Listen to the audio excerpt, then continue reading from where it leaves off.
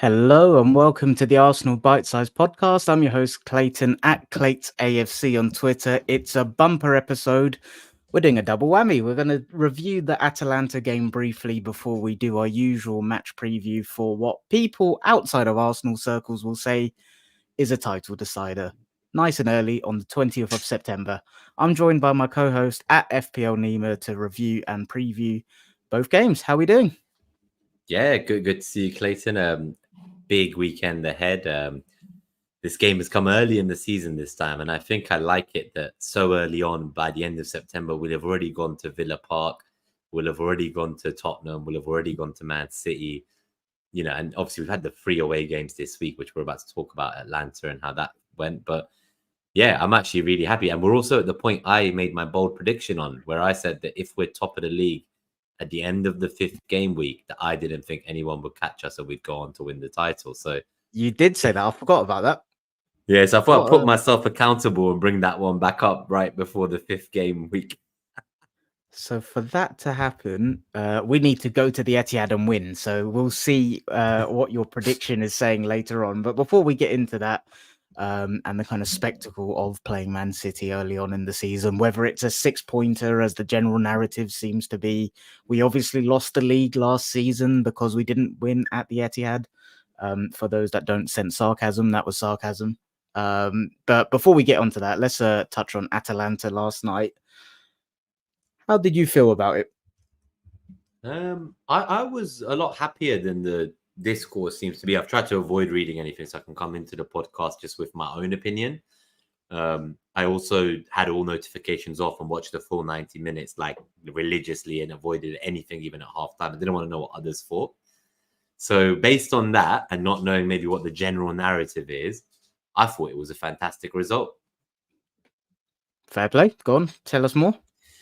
I just thought that it was obvious that like we could have put more energy in and we were preserving it for Sunday. Like that felt kind of obvious to me. And we made key player subs early on.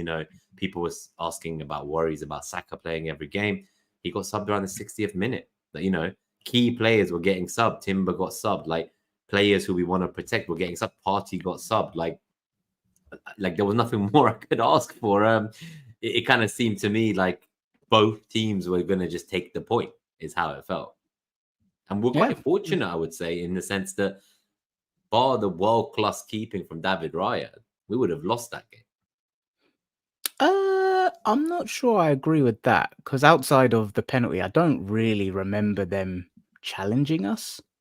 Of course, but the penalty should go in. Like, I don't know many keepers who saved that. Yeah. So I don't think we come back from 1-0 down and we don't preserve the minutes and the legs of those because then we chase the draw. So I feel like I misunderstood. That was a key. Yeah, so I just mean that was like a key moment for me where it meant like, okay, we've now done something that's doesn't happen very often, which is prevent a penalty going in.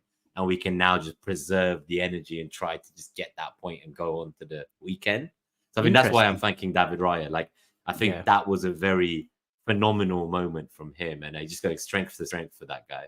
What a double save that was. Like so my mate that I was watching it with is probably going to watch or listen to this back. And when the penalty happened, when Raya made the save, I kind of went, ooh, to oh, because like I saw it leaping back in and I just thought Retegui was gonna go and slot it away, and then we both screamed when Raya saved it. But it was that split seconds, the couple seconds in between Raya saving it and the rebound where I just saw the ball looping towards him and about to header it, and I was like, there's no way that's not gonna be not going to be a goal. I thought it was a banker, and what a save. Like, his reflexes are just outstanding. Like, to do it against Villa, to do it again yesterday, like, he's just, I've seen a lot of, I know you said you weren't on socials yesterday. I unfortunately was chronically online yesterday and saw a lot of positive narratives around, like, is David Raya the most informed goalkeeper in the world at the minute? And I don't watch enough European football to be able to comment, but in the Premier League, absolutely. He's, unbelievable. I think he's definitely like firmly cemented. I think any doubters, like everyone's now just kind of understands why he was chosen to be number one. There was doubters. I saw certain people, even April 2024, tweeting that he was the wrong guy and Ramsdale should get the spot back. So, you know, like outrageous as that sounds, in the last 20 or so matches, I can't think of a goalkeeper who's been better than David Raya in the league. So yeah, I tend to agree. Yep, agree. Before I give my 2 pence on the game, we'll just shout out some of the guys in the chat. Tommy Gunn's in as always. Afternoon, everyone. Uncle Mike's in as always. Afternoon. Also, Uncle Mike. I don't know if you saw this. Uncle Mike went to Everton for the Kevin Campbell tribute. So yeah, Wow. fair play, Uncle Mike. That looked nice, but I imagine very emotional and touching. Let us know in the comments what that was like if you can, and I'll read it out from your perspective. Who else have we? Uncle Mike saying so many shit narratives being thrown around this week. I think that was maybe when I said about the kind of City must not lose, all of that sort of stuff. Tommy Gunn's opinion on last night was good result, but attacking struggles a slight concern. Yeah, it's interesting. Like, as much as I say I was chronically online yesterday, I did watch it with my friend at his flat, Andrew, and like, obviously when you're with a friend, you're not really always on your phone. So I think I do have my own opinions on the game yesterday. And I think it's one thing where, like, I kind of see it from both perspectives. Like, I don't know if you had a chance to listen to the preview of Angus, but he was absolutely brilliant and so knowledgeable on Atalanta. And I think I was made well aware on how good they are as a side. They obviously went to Liverpool at Anfield and completely demolished them in one of the two legs. They dismantled Bayer Leverkusen in the Europa League final. They've been consistently performing in the Serie A for many years, and they have earned the respect of many in terms of their play style, right? And I think Angus said so far, small sample size, I get it, but so far they're top for XG in Serie A this season. I get it, it's only 4 games, but from that perspective, I was really impressed with how we nullified them. And I take your point, like the penalty, yeah, like expected goals on a penalty, I think probability wise, you expect them to score 7, 8 times out of 10, right? So ignoring that though, I just felt like we completely nullified them. Like I thought they looked shit, if I'm being honest. Like, forget respect and all of that. I thought they looked utter garbage when I saw them on the ball. And I was a bit like, is this really the team that Liverpool and Leverkusen got popped off by? And I don't know if there was the element of like us structurally just being amazing, or them. I don't know what it was, but I wasn't impressed with what I saw from them. And as a result, I think my expectations crept up in the game. I think because of what I saw from them, I really thought we could go and punish them. And I get it in isolation. And when let me take it 2 ways. In isolation, a point away from home in the Champions League to a team with all of that kind of impressive commentary around them is not bad at all. I think it's more when you apply the context of what we were watching in that game. I thought we absolutely could have gone and done better if we were better technically on the ball. And I don't know if anyone's watched Arteta's post-match kind of interview and all of that stuff. He cites like the technical disappointment again in terms of like the lack of combinations, the lack of there were a couple of key words he used and they've escaped me now. I'll be able to find them if someone could go on YouTube and just find what the headline is from Arteta's interview with TNT Sport, because it said those words there, but it's completely escaped me. But I just thought technically we were so off it, and when we did regain the ball, the combinations were off. We weren't able to actually convert the ball into dangerous territory at all. And so from that perspective, I was disappointed because I thought with what I was watching on the pitch, we absolutely had enough to go there and take 3 points. And this is where like there's 2 sides to the argument in my head, because one of them is like it's a tough game sandwiched in between 2 tougher games of Spurs away and Man City away. There's another one where it's, like I said, it's the first game of the league campaign in the Champions League, so it's not awful to start with a point away from home. But I just can't shake this feeling that with what was on the table last night, we could have gone and eaten our dinner and really put them away. So if I'm being completely honest, I am disappointed. I think we could have done better. And I kind of echo what Tommy said. The attacking struggles were a slight concern for me. I think yesterday for me really shone a light on potentially what we may see us struggling in without Odegaard. I think there's three things you get with him. One is his kind of instigating of the press and his off the ball work. I think that is easily replaceable, or more easily replaceable than the other elements. I think the other elements are his ability to control the first phase when he drops deep and facilitates. And I think it's then his ability to create and facilitate in the middle and final third. The facilitation in the first phase, I think we can do with a Zinchenko or a Jorginho in there. And we saw Jorginho came on. I'm really worried about that ability to make the ball stick and create overloads and real good chances in the final third without him. Based on what I saw yesterday, I think the Spurs game was perfect for a game without him, because we soak it up and then we're bang direct back to front in a few seconds. The Atalanta game, I think, falls in between the extremes of what you want, where I don't think you're necessarily soaking it all up and going back to front in a few seconds. I do think you're soaking it up, but then when you regain it, you're controlling it a little bit more. I think Man City will be similar to Spurs, where we soak it up and then we're bang back to front in 5 seconds. I don't think we'll miss Odegaard in that aspect so much, but it's the games further on.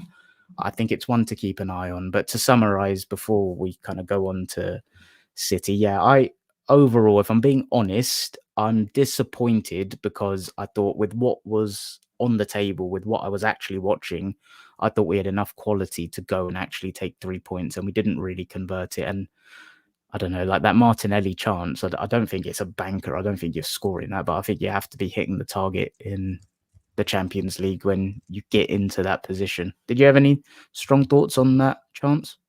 Yeah, I think it feels like we wouldn't be talking about it if we created more chances. It's Agree. kind of like we feel like it's the killer because they were like the two clear-cut chances we had, the Martinelli ones. I do think he's trying to force it too much. Like, obviously, like clearly he's desperate to get the goal and he's worried about his starting place. But like Arteta did say about it after, so maybe like he's also disappointed in him and he's like trying to put a fire under him to like get him to convert them. But he kind of said, you know, like we would have won and Martinelli kind of just scored there. So that wasn't the exact word he used, but that's kind of what I read between the lines. I don't know if you felt that Arteta was a bit blunt there or candid, but yeah, I don't know. I think overall, you know, you make enough chances in a match and you're not debating a couple of missed opportunities. It reminds me of years ago when we were at the beginning of the Arteta era and like we'd be bemoaning people missing chances because they were like the only one chance we got a game at the time. So It's more about that. It's a very good point, but I think that's what kind of feeds into my frustration. Like I thought we had enough of the ball in periods to go and create. And I must say there were things that I was actually really encouraged by yesterday. Like as much as I was disappointed with, and Mike's found the quote for me, not the quote, but the words that Arteta used. It was no rhythm, momentum, or sequence of passes. And that was exactly how I felt in the game. And as soon as I saw that headline, I was like, yeah, that literally resonates and summarizes exactly how I feel. And I think they're the words that for me summarize exactly what we're talking about in terms of that was why we didn't convert and create into clear quality chances. I think there was some really encouraging stuff, more so in the second half, especially when, in my opinion, Jorginho came on for Partey. I thought we were able to, I just think we look more solid and robust and controlled when Rice is able to play a little bit deeper. I'm really not enjoying him in these high pocket spaces. I think he needs to be more central and a bit deeper. Jorginho, I think, is a more high volume touch passing type player. Thomas Partey's not. And so I thought that was a much better change. And I really liked Trossard's cameo when he came on. I think that may divide opinion because not every pass was complete, but I really liked the positions he was picking up. He was dropping into multiple different areas of the pitch, getting involved in build-up, getting involved in the middle, final thirds. And I think without Odegaard in the likes of Leicester, Southampton, when we don't have a like-for-like creator. I know people think Waneri's that, but I'm not so sure he is personally. I just think you have to tweak things. And this is where I talk about the 3 phases of Odegaard. I think you can replace one phase of his kind of off the ball work and the pressing from the front because structurally we are elite. I think you can replace what he does in the deep phases by playing a Zinchenko or a Jorginho it's that middle to final third that I think will struggle to recreate, and I don't think there is a like for like where you can do that. And that's why I was quite encouraged by what I saw Trossard doing. It was like taking initiative, getting on the ball a little bit, because Havertz can play that role, but again, he's not a high volume touch player, is he? He's like one touch move, like constantly looking to attack space. So yeah, I think there were some encouraging signs. Calafiori's cameo, Jesus Christ, like this guy needs Yeah, to we be didn't starting talk about soon. him too much, right? But I feel like just as soon as he arrived, it's like it felt like we had so much more ways of doing things and unpredictability about what we were going to do next. One thing I just want to quickly mention as well, something that I Go for it. saw that I've not seen from our team before, is it felt like anyone would play in any position. We were very versatile this game. Like anyone would leave their role and someone else would instantly slot in. I've not seen us like. I think it really showed me just how well coached we are, because everybody was putting their body on the line. Everybody was, like we had a moment where I saw Jesus essentially playing as the number 6 and Havertz up top. It's like just players were everywhere. Like one of the big blocks I saw when they were going to get in was Havertz in the right back position making a block for a throw in instead of them getting in on a clear cut 1-on-1 with the goalkeeper. So it's like, it's just the way we defend. I think that it almost feels like we're being set up to not lose games. And right now Yeah, we just need to find that next gear of being able to create more when we do our possession and take chances, because that first 20 minutes we dominated possession and then we kind of didn't do anything threatening with it. And then they then had possession and ultimately it just became like a back and forth with both teams in kind of sterile possession for a lot of the game, I that's the would say. yeah, that's the frustration for me. I thought that first 20 minutes was like a clinic on how to go to a tough place in Europe and control the game. And I kind of just made an assumption that would convert into chances and therefore goals, but it didn't really. And I think that's an issue for me because it's becoming a slightly repetitive theme, especially in Europe. Yeah, I think for me, I would personally kind of look to those 2 home games against the promoted teams coming up after Bolton. I think Bolton, hopefully, some legs get freshened up and rested in that game, and then 2 home games in a row. I think from there, I want to see how we get on. But I think I'm not too concerned against Atalanta away and like City 2 days after it. Like, as long as kind of put it this way, if we now get a result at City on Sunday, I will be far more amenable to yesterday's game, knowing that, okay, that pragmatism gave us that final fuel in the tank to go and do it on Sunday. Maybe it's a good time to then go into that conversation because obviously the big news of the week was Kevin De Bruyne went off injured as well, right, for City. And Yeah. it seems that it's confirmed that he will miss this game at least, even though it's a short-term injury. Is that right? Is that confirmed? That's what was said, yeah. So in the presser, they said that he won't be making the game for Sunday. Lovely. So that's good news for us. On the flip side, though, the latest quote I've read from Pep is that Phil Foden is ready to play 90 minutes, is what he's saying. So I guess they have a ready-made replacement, ready to just slot into whatever De Bruyne was doing for the start of the season.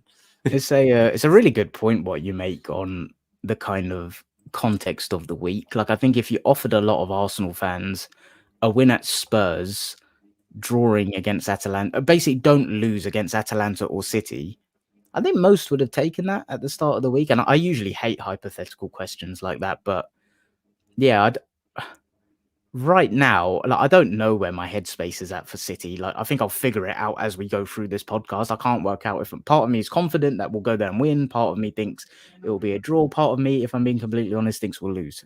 So I'll kind of figure it out as we go. But you're right. If we get a win at the Etihad, and it's partly because we were a little bit more pragmatic last night. Saka was able to come off early. I think Timber came off with a relative good amount of time. Yeah, 73rd minute. Partey came off 58th minute. If that all contributes to a victory at the Etihad, my tune changes very quickly. So with that in mind, obviously, to start the preview, we will do lineups. The lineup last night against Atalanta was David Raya in goal. It was White, Saliba, Gabriel, Timber. The midfield 3, according to this screenshot, was Partey, Rice, Havertz, and then the front 3 was Saka, Jesus, Martinelli. Now, I think substitutes, especially when we're playing on a Thursday and then on a Sunday, can be quite informative sometimes. So, just as a refresher for people, Trossard and Jorginho came on for Jesus and Partey on the 58th minute. and Raheem Sterling and Ricardo Calafiori came on for Bukayo Saka and Jurriën Timber on the 73rd minute.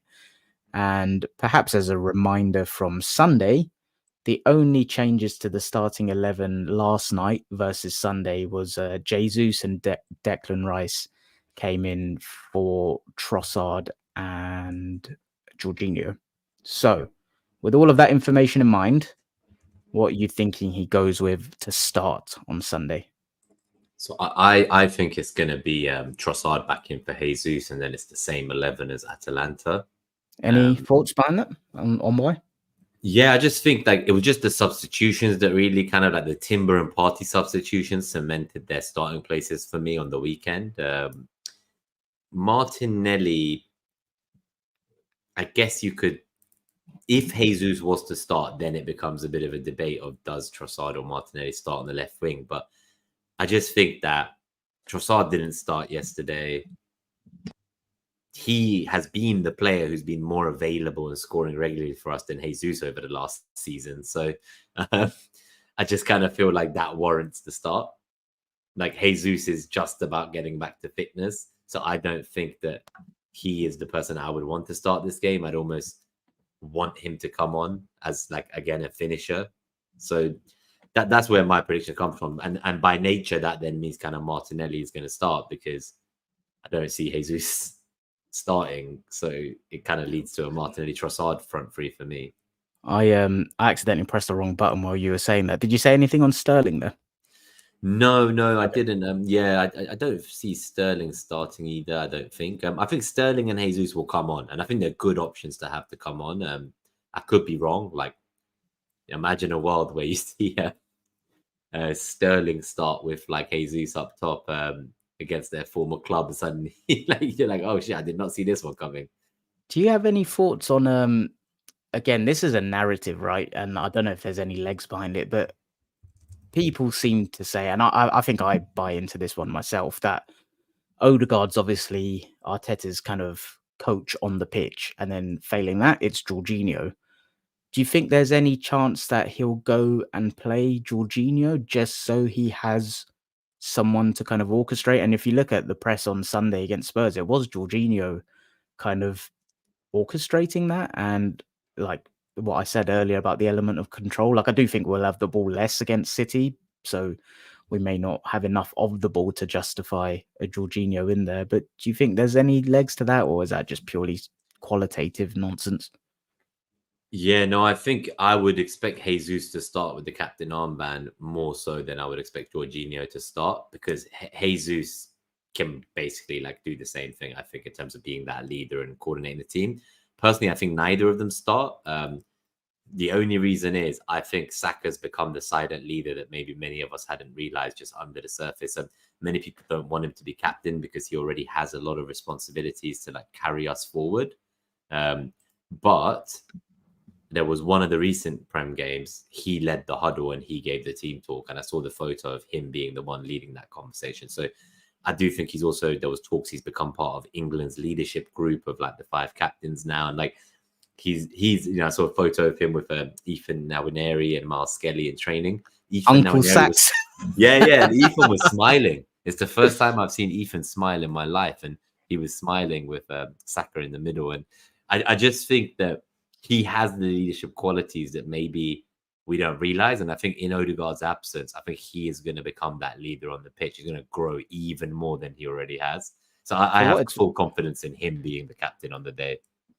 Yeah, for what it's worth, I completely agree. It's not a leadership thing from my perspective. It's more a coaching perspective. And I think Odegaard's and Jorginho's tactical IQ brain to be able to spot patterns and spaces. And I'm not saying for a second Saka doesn't have that, but I think more Odegaard's IQ. I think Saka did one of those TikTok videos, where you kind of pick someone's left foot, someone's right foot, and for brain IQ, he actually nominated Odegaard. And Jorginho's obviously got that experience. He's doing his coaching badges, so it's more from that sense. But yeah, I agree with you. And for what I think it's worth, Rice would do it. And I feel like Rice and Partey, like if I'm saying Partey is going to start, I understand Jorginho has won a lot more things in his career than Partey, but I also realize just that, like, as much as we as fans have been frustrated about Partey, this is the most I've seen him start games ever since he joined the club. ever. Like, What was and someone shared a thing in our group chat? What was it? He started 4 games for the first time at Arsenal or something. no, It was something he like that. started the first 4 games of the season for Oh, the first time at Arsenal. But that just shows you that he normally either isn't ready for the start of the season or he breaks down before the first 4. Within this, he's done 290s for Ghana as well. So in my mind, like you could argue, oh, maybe Jorginho comes in, but I feel like if he's ever going to get back to the party that came when he first joined, surely these minutes in his legs now, surely this is it. Surely this is the season. He brings all that experience in the middle and gets back to his best and takes us to the title. I used to talk about him being world class at I think he was back when you used to say that. That 22-23 season, especially before the World Cup, I thought he was absolutely outstanding. But yeah, he seems to be dividing opinion at the minute. Just we'll keep it moving. But for what it's worth, my predicted 11 is the exact same as yours. I think it will be the same 11 that started against Tottenham, but Declan Rice will come in for Jorginho. One little thing I want to mention to just potentially keep an eye on. You know what I said about the kind of offensive struggles. I don't think it's one for this game, but I would not be surprised to see Ricardo Calafiori left back and Timber right back in a game, and even City. I think there's a very small chance because of, and that kind of goes nicely onto their team. Their 1v1 specialist wingers like Savinho, Doku. Like I don't, as much as I love Ben White, I don't think he's the best 1v1 defender, and it would not surprise me if there is a small chance that Timber's right back, Calafiori's left back. I must emphasize it's a very small chance. On the flip side of what I'm saying, longer term, we saw Timber come on at right back against Everton, right? And he was very aggressive and offensive in where he was occupying spaces and he was kind of going between the lines. He was offering himself out. I can see that being a potential solution to the Odegaard issues, but that's one to touch on later on. It's irrelevant to this City game. On City, they obviously played and beat Brentford last weekend, but I don't know if you've seen any of the game, any of match of the day. They got absolutely peppered by Brentford in that first 20, 30 minutes. They overcame it and they won. But they drew 0-0 against Inter Milan, and granted, they created chances. XG was over 2. Their lineup on Wednesday against Inter Milan was Ederson in goal, Kanji, Diaz, Vardiol, Rodri, Lewis, Savinho, Bernardo Silva, De Bruyne, Grealish, Haaland. And now I don't think it's worth us trying to predict the City lineup. We'll just be wasting time. But it kind of, they have an abundance of options, right? They can play Bernardo out wide. They can play him central. They can invert Lewis. They can play a traditional fullback in Walker. They've got different profile of wingers they can go with. I think it all, you mentioned about De Bruyne being out. I don't know what they'll do if he is officially out. You mentioned about Foden being available, but it all goes into the score predictions, right? And I think more like before we give the score prediction, and everyone in the chat, let us know what your score prediction is for this. It'll be interesting to see what everyone thinks. But before we give our score predictions, how are you expecting this game to go? Obviously, we had 2 very tight games with them last season. We completely shut them out in both. They didn't score in any of the Premier League games. We got a win at home. Martinelli scored via deflection. Away from home, I know it was 0-0. I thought we had very good chances. I thought we played with the best strategy of winning that game, despite a lot of people thinking we went for the draw and it finishing 0-0. I don't know if, yeah. How do you think the game will go on Sunday? And I don't know if yeah, you're able to do I that think fancy thing with the poll where you kind of give yeah, the no, I listeners put a the poll opportunity. in. So yeah, Nice. guys, in the chat, please do vote on the poll for Arsenal win, City win, or draw, so we can see what the general consensus is. But and we'll read out the poll results. I think we try and do more of these polls and get everyone involved during the episodes. We'll also read out your score predictions soon. I think for me, how I see the game going, I think they're gonna kind of have big sustained periods of possession, kind of similar to Tottenham did. I think they're a much better team than Tottenham, so they're not going to just sit there like, just making crosses into nobody and like doing fuck all with that possession, basically, which is how it felt like with Spurs. I am a bit worried as well, just in general, about kind of the extra day of rest, the fact it was a home game. Everything worries me about that game, but I'd like to feel that our system, I think we're a systems team, and if there was a game I wouldn't mind missing Odegaard for personally, it would have been this Tottenham and City away games, just because I don't feel they're games where we're gonna like be playing an in possession game. So I know he's the leader of our press. Like, yes, there are all the amazing things he also does outside of possession, but in terms of like, I'd rather have him than not. So I'm not saying that. I'm just No, saying of if there course. was any game to miss him for, I can live with this being that game. And let's not forget, like, obviously last season when we won at the Emirates, we won without Bukayo Saka. So we know that we can do it without a key player in our team. I'm like, I'm not going to get this. I was about to say the score prediction almost, but before I Go do on, that, before, a few more thoughts about how the game will go. I think that we will surprise people, and I would very much like to humble all the Man City players who've been talking to the media over the years, as well as their fans. That's what I'd like us to do. I think that if I feel like that, I think our players feel like that. I think they see the same stuff, they hear the same stuff, they know the trolling that you hear, like Rodri at the Ballon d'Or ceremony with the you photo and of your the flipping Ballon d'Or. every time Ballon d'Or. So this goddamn Ballon d'Or. So the meme of Gabriel and Saliba giving the side eye because Rodri said, to win stuff, you have to go and want to win against your rivals. And I'm like, blood, They fucking didn't Man beat us City last play. season. No, I know. So for him to even say that is the most fucking ridiculous thing I've heard. But separate to that, there was actually, I'm going to pull it out because I took a photo of this in case anyone tries to gaslight me into why is Arsenal playing a low block at the Etihad and all this. I I found think this I know what photo. you're going to pull out, and I am so here for it. Yeah, I just want to make sure people remember like that it's not, you got to be pragmatic. You want to win a title, you got to, you got to do what's required. Man City came to the Emirates a couple of seasons ago and had 33% possession and won the fucking game. And it was the lowest possession Pep had ever had, like in his career at any club. So I don't remember anyone saying anything about that.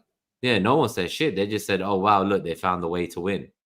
So like, I'm sorry, like I'm just sorry, like Uncle Mike says in the chat as well, last time Liverpool won at City was 2015. Like, it's these narratives do my head in. Like, this whole, like, whether we win the title or not is not going to be dependent on what happens at the Etihad. Over the course of the 2 games, sure, like there's 6 points up for grabs, but just like we didn't not win the title last year because we dropped points at the Etihad. It was, I think someone said it earlier in the chat, it was like the Villa game, it was the Fulham game, it was the Newcastle one, it was, sorry, both Fulham games. Like, it just does my there were head in. so many other moments, right? Like like in 2024, what that's like half the season. In those kind of 19 games, we had something like 17 wins, 1 draw against City, and 1 loss against Villa. I don't believe a run-in like that is you can't be pointing at the draw to City there or even the loss to Villa as the reason we lost the title, because it means the team we went against was equally as good, if not better.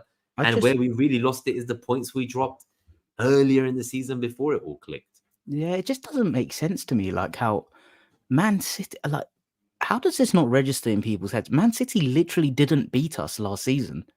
So that it's irrelevant. Like, it's not irrelevant, of course, but it's not the most important factor. And it just these narratives do my head. And I'm the same as you. I think, yeah, the players will be well aware of that. And I think it is something where it would just be nice to put these narratives to bed. But regardless, even if we win, there will be another narrative around Mourinho ball, Pulis ball, this, that. So I just think it's a case of like, I'm trying so hard to block these narratives out, but it's really hard. But which is it? They said that he just copies Pep. So how is it now Mourinho ball? How is it now Pulis ball? Like Pep doesn't play those systems, right? So what is it? Is he a dynamic, pragmatic coach who has his own style and influences from previous people he's worked with, like Moyes and Pep and even Poch and others, or Wenger as well? Like, what is it? Is he trying to just copy Pep, or does he have his own system? Like, which one is it? It can't be both. How can they be saying it's both? Literally. But yeah, in terms of the way the game goes, it's funny, Uncle Mike's called someone out. Which prick voted for a City win? Red card incoming. I can't actually see the votes on my screen, but I've got a feeling I may get an orange card when it comes to score predictions. But this is what I said earlier. Like, there's three parts in my brain right now. There is genuinely 33% that is like I can see us winning. There's 33% that sees a draw, and there's 33% that sees us losing. And if I can touch on all three, it's like in terms of the way the game goes, I can see it being so identical to last season, but I'm so encouraged by what I saw from Brentford and in periods of the Inter Milan game. Like, I think Man City are so vulnerable to being played centrally and through and direct. I don't like I look at their defense and like I think John Stones is a fantastic ball player. I think Vardio can be an effective outlet in periods. I think Akanji can be useful in periods. I think Carl Walker will probably come back into the team actually. The more I think about it, but even Rico Lewis, why did I go so weird when I said his name there? Rico Lewis, he's a fantastic ball player. He's not the best defender. I think he's improving as a 1v1 defender, but I just look at that group of defenders and I think if you can get behind Rodri and whoever partners him, I think you can really kill them.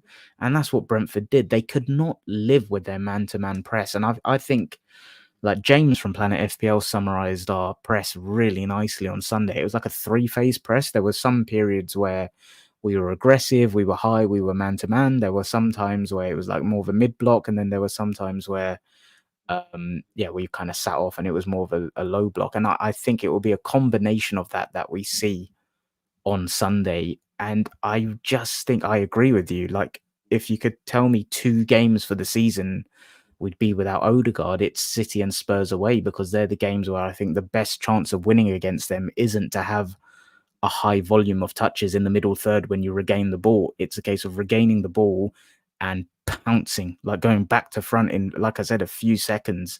And you do that with minimal touches. You go direct. And the 33% of me that sees us winning is that I don't see City unlocking our robust structure.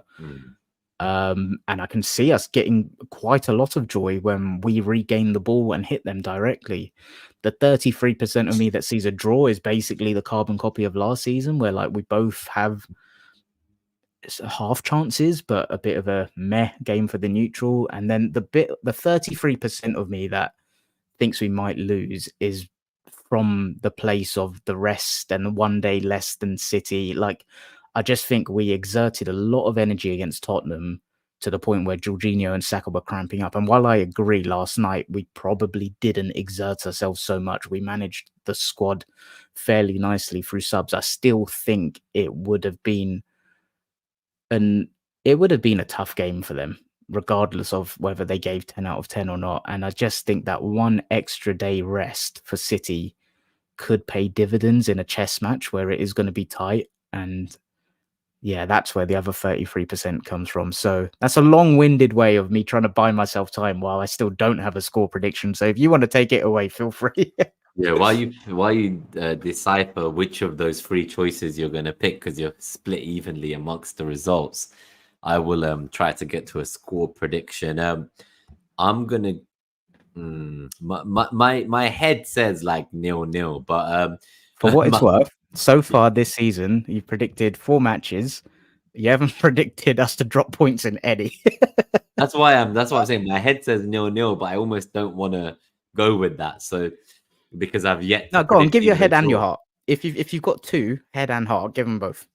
So I think my head just thinks it's gonna be like 0-0 goalless or like a sucker punch 1-0 loss, but I don't want to admit that. So I'm gonna go with what I think will happen, because I'm all into the whole psychology element of it, and like I just think the players will really want this. So I'm gonna go for a 1-0 win to Arsenal. I think Martinelli goal to bring him back to life in the most meaningful result it could be. And then he cracks on and goes and fucking smashes it for the rest of that. Okay, that part is a bit okay, that part's definitely not head, but whoever scores the 1-0, I don't care. Just get me the 1-0. That's my prediction. Lovely stuff. I like it. Okay, so earlier in the week, I think it was on Wednesday, James and I did a Patreon episode on Planet FPL. And on that was obviously prior to Atalanta, I said I thought Man City would beat us 1-0. I must say, having like 2 days have gone since then, we've had another game to gather more information. We've talked through everything on this episode. My mate Andrew, by the way, I have to say, he is so fucking confident. He won't tell me why, but he just keeps telling me that he's so confident that we're going to win. And I think all of these things are feeding me to thinking we're not going to lose. I think we will be able to shut them out structurally. And you know what? I can't work out if this is my head or my heart. I think we're going to do it now. I'm going 1-0 to the Arsenal as well. I can just see us completely shutting them out and getting a couple of very decent chances and actually converting one of them. And I'm just so encouraged by what I saw from Brentford, from what I saw in periods with Inter Milan, where they got into dangerous territory but didn't convert it into good chances. If we can be like we were against Spurs, where I think unlike the Atalanta game, with Spurs, we just went back to front so quickly, so efficiently. And sure, it didn't convert into an open play goal, but I think weirdly, despite Spurs being defensively so shit, I don't think City in transition. I think there's defensive stats such as expected goals against, right? I wish there was some stats to measure, and there probably are, I just don't know what they are, to measure defensive transitions. My subjective feeling is City are one of the worst at managing that, and I think we can absolutely exploit that. So I'm going 1-0 to the Arsenal. My mate Tevin's in the chat. Kim Jong Arteta. Do you know what? Fucking bring it on. I love Kim Jong Arteta. Tevin's a Liverpool fan for what it's worth. We had a couple other score predictions in there. Tommy Gunn's given 0-0. Uncle Mike's gone for a 1-0 away win. Interesting. Yeah. What was the results of the poll? Yeah, so the poll at the moment is 40% Arsenal win, 40% City win, 20% draw. Fairly split then. Yeah, but I think I'm just having a look. Yeah, so actually it's basically like in terms of raw numbers, because it's only 5 votes, is 2 people think Arsenal win, 2 people think City win, and 1 person thinks draw. Oh, okay. To give it more context, because otherwise, like, you know, 1 more vote and suddenly, like, well, I know who the flipping City vote was. It was Tevin. Now we know, yeah. Now we know. Oh, I love it. But yeah, I'm on that note, I'm going to be captaining Mo Salah in FPL this week, so I hope those boys go and do the business for me for my fantasy team. Yeah, for what it's worth, if I had both, I'd be captaining Salah as well. I don't own Salah, so I'll reluctantly probably have to put it on Haaland, but yeah, we'll see. I'll try to find an alternative. I don't think there were any questions in the chat unless I've missed any. No, I guess just a comment to read out from Tommy Gunn about, we were talking about what Arteta is. Is he a copy of Pep, or is he? Or is he a Kim Jong-un? So Kim Jong-un is one of them, but Tommy is saying a Graham Wenger Pep hybrid, but then Mike adds and Moyes. So you just get that one in there. That's the thing. Like, I do find it funny with like the narratives around how boring Arsenal are. Like, don't get me wrong, in these big games, I absolutely know it's awful to watch on the eye for the neutral, but we only play this way. Like, you can count on one hand the amount of times we play this way in a season, and we literally had our best ever goal scoring campaign last season. Like, I don't really understand the general narrative that Arsenal are boring and the terrorism thing from Arteta. Like, if it's just in isolation for the big games, then I can't argue that. I still think it's the most effective way for us to get a win in those games, but yeah, I can't get on board with some of the narratives I'm seeing for us in general. But yeah, in terms of what is Arteta, I think it's so cringe to say this, and I'm going to make myself puke, but he's Mikel Arteta. He's not a hybrid of anyone, in my opinion. I think he's got his own ideologies. I think he's got his own methods, his own principles that are largely influenced by beliefs he picked up from other managers that Tommy and Mike mentioned. But I think he's his own person with his own methods. And what we said last week when we reviewed the Spurs game, like his mentality and his ideology, he's got that kind of inbuilt personality and mentality in his brain, which is so absorbed in terms of learning new processes and being open to new methodologies. And I think when you've got a manager with that behavior, like you're so likely to succeed rather than having someone that is wedded to one idea, that is not flexible to things. I think he's someone that has his core principles and sticks to them, but is flexible in the way he implements his ideologies. So yeah, what a man. We have got an interesting question in from Tommy, so we'll do this one before we wrap up. Final one: Waneri to start against Leicester and Southampton? Question mark. What do you reckon? Yeah, I think I would expect the Bolton game, and then I guess you kind of go from there. And then with that in mind, I guess if, let's say, because it's PSG home in between the two league games, right? So I Oh, is think it? it would, yeah. So I think it would be like, obviously, if he starts Bolton, does well, starts the first league game, I think it's Leicester or Southampton, whichever order it is. Then someone else starts against PSG, and then he starts again the weekend. So I could see a world in which he does. Now that's a lot, though, to go from just getting cameos to 3 starts in the next fortnight. That is a lot, but that's why I say I think for me it depends on Bolton. If So he you're right. does, It yeah, if he is does great. Leicester, then PSG, then Southampton. So I do see it, like, if we're trying to, get him in to be the fill-in for Odegaard and let Havertz go back top, because that's the one thing I will say. I felt the best chances we made and the football kind of free-flowing only started when Havertz moved up top later in the game yesterday. So I do think we do miss quite a lot not having him up there. So I think personally, I would love to see Nwaneri getting a chance. Can I upset a few people because I like to Yeah. do that. I don't think he will. I think the Bolton game he'll absolutely start, and of course, if he really impresses in that, then he'll have a higher likelihood of starting. I just think I agree with what you say, Havertz. We get the most as a team from him when he's up top. I think he'll find an alternative solution, which will probably involve a Jesus and a Trossard starting in a more central area and rotating between them and Havertz very fluidly in position.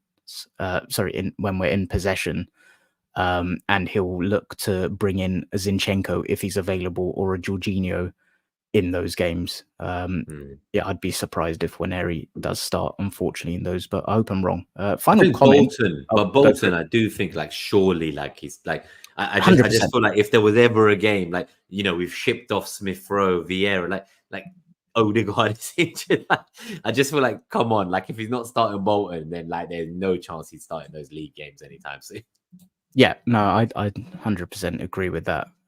Final. I know I said final question from Tommy, but we've had a good comment from my lovely friend Tevin, the Liverpool fan. Jokes aside, when we won the league, we were way less expansive than we usually were. Many 1-0 wins during our 1920 season. That's interesting. I didn't actually remember that, but I don't remember anything. But yeah, I think that's a nice way to wrap up before we get out of here. I am very sad because I'm not going to be on to review the game on Sunday because I'll be at the pub, obviously celebrating our win. So I won't be back in time to review the game. So are you going to say who the guest is, or are we leaving it as a Yeah, no, I surprise? will do. Yeah, no, I will do. So we'll have our good friend Bobby Love at Bobby Love FPL on X. He's going to join me like straight after the game. So I think what's that, like 6:37 p.m. on Sunday UK time. We're going to go right into the raw reaction. I know he's already kind of worried that like how happy he might be going into the stream depending on the result. But it is what it is, and I think come rain or shine, we're going to be there and review how that game goes and analyze our thoughts really just in that Lovely moment when stuff. it's raw. If we win, I'll be absolutely plastered tuning in live, and if we lose, I'll be depressed watching it live. So yeah, looking forward to it, and thanks for stepping in, Bobby. Do you want to do the usual plugs Yes, before we get out of here? Yeah, so on the way out, guys, about an hour in almost. First time we're asking that, please, if you did enjoy this episode, do remember to hit that like button on the way out. And yeah, if you're new to the channel, please help us on our journey to 300 subscribers. I think we've picked up a couple during this stream, so appreciate you guys. And we just need 25 more, and we'll be at the 300 milestone. So see you on Sunday for the review, guys. And yeah, hopefully this is it, the big win at the Etihad we've all been waiting for. Lovely stuff. Let's go win the league in September. Cheers, everyone. Up the Arsenal. Come on, you Gunners.